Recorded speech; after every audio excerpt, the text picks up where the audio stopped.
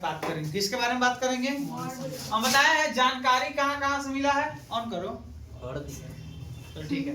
हम बताए हैं कि मौर्य साम्राज्य के बारे में जानकारी कहाँ से मिला है, तो वो आपके चाणक्य के पुस्तक अर्थशास्त्र से, दूसरा है मेगास्थनीज के पुस्तक इंडिका से, तीसरा है विशाख दत्त के पुस्तक मुद्रा राक्षस से, और कुछ कुछ जैन धर्म के पुस्तक है और कुछ कुछ बौद्ध धर्म के भी पुस्तक है। कोई समस्या है?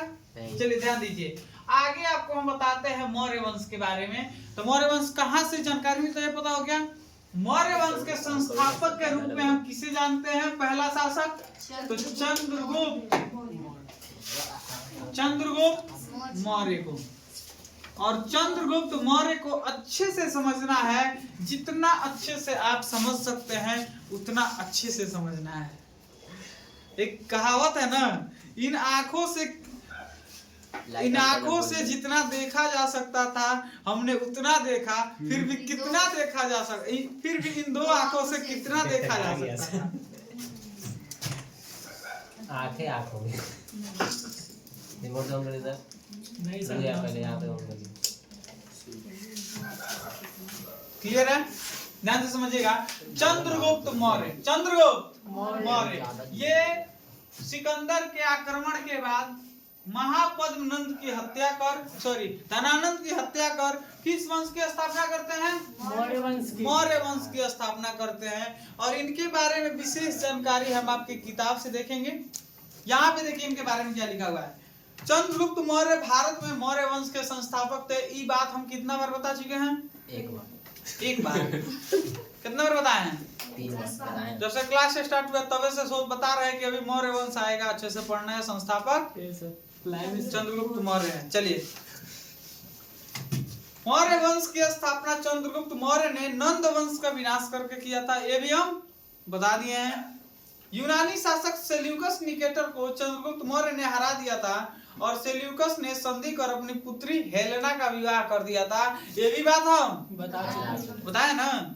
चलिए, सेल्यूकस निकेटर जो था, पहला नंबर ये समझना सेल्यूकस निकेटर था कौन। सेल्यूकस निकेटर आपके सिकंदर का सेनापति था। जब सिकंदर वापस गया, ध्यान से समझिएगा, ये आपका छोटका भारत है। कौन भारत है? अरे छोटा नक्शा है भारत का, जितना से आपका एजुकेशन अच्छा हो सके। ये मान लीजिए भारत है, है कि नहीं? वहां से मछली का पूछ लो।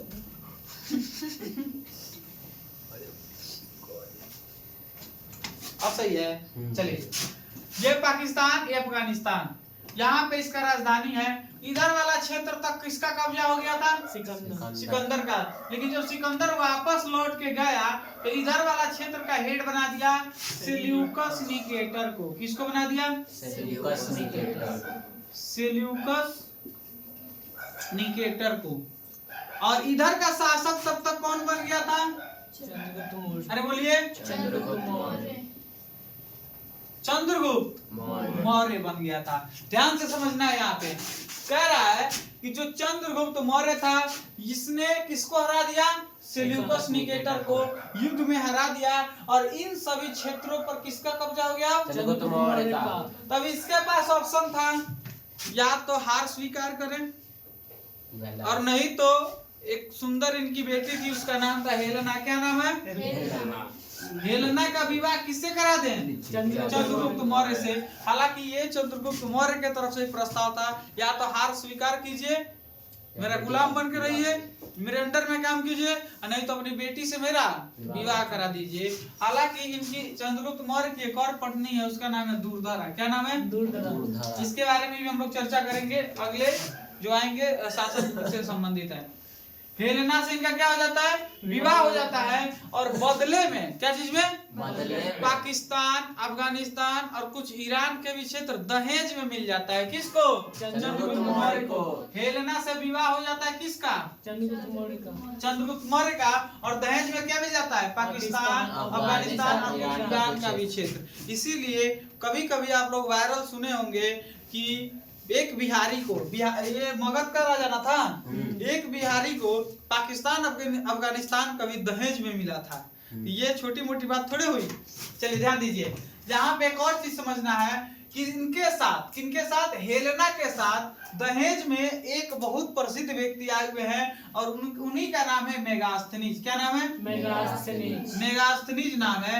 और यही मेगास्थनीज जी हैं जिन्होंने चंद्रगुप्त मौर्य के राजवंश में पूरे समय दिए और पूरे समय उनके साथ रह के वहां के राजपाट, वहां के सैनिक, वहां के नगर, वहां के प्रशासन सबके बारे में लिखे। और इन्हीं का सबसे प्रसिद्ध पुस्तक है, उसका क्या नाम है? इंडिका। क्या नाम है? इंडिका। समझ में आ गया? ये जानकारी रहा किसके बारे में आपके? जल्दी बोलिए तो। चंद्रगुप्त मौर्य के बारे में। चलिए, ऐसा एक इनके बारे में कहा जाता है, चंद्रगुप्त मौर्य के बारे में, ये जैन धर्म के अनुयायी थे। किस धर्म के अनुयायी थे? जैन धर्म के अनुयायी थे।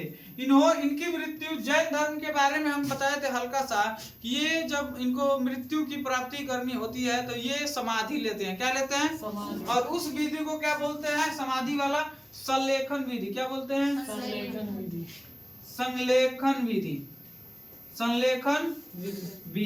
संलेखन विधि द्वारा क्या लेते हैं? समाधि लेते हैं। और भद्रबाहु के नेतृत्व में, भद्रबाहु कौन थे?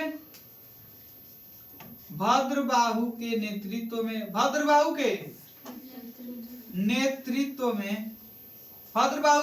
नेतृत्व में ये क्या लिए? संलेखन विधि द्वारा समाधि लिए। क्या लिए? मतलब मृत्यु को स्वीकार किए। और वो जगह था आपका श्रवण बेलगोला। श्रवण, यहाँ लिख देते हैं हम, श्रवण बेलगोला जगह का नाम है।